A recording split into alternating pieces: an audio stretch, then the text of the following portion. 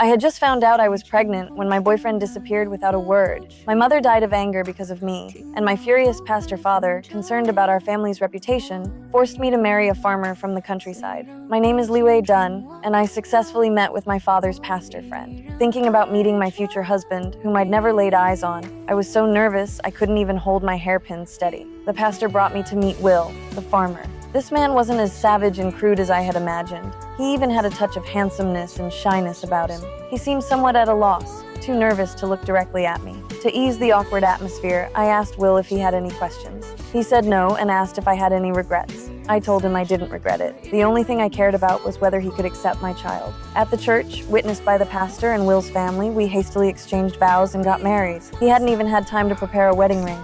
I don't need one. On the drive home, the surroundings were completely desolate. Having grown up in a big city, I felt extremely out of place. The moment I stepped out of the car, my clean high heels looked utterly incongruous against the filthy, muddy ground. Looking at the shabby house, I was somewhat shocked. I knew Will wasn't wealthy, but I hadn't expected him to be this poor. He showed me around the house, familiarizing me with the environment. He had installed a new hot water valve for me in advance, but these thoughtful details didn't move me, accustomed as I was to a life of comfort. I wanted to call my sister, but Will said there were phones only in town. No phone, no library. I was utterly disappointed with this place. Will didn't want the atmosphere to remain so awkward. He took the initiative to ask about my education. I was a graduate student in archaeology at a renowned university. The professional knowledge I spoke of was beyond his comprehension. The atmosphere was awkward and the conversation couldn't progress. Will could only get up and clear the dishes.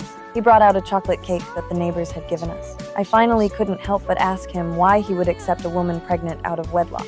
Maybe it'd be God's will. God's will.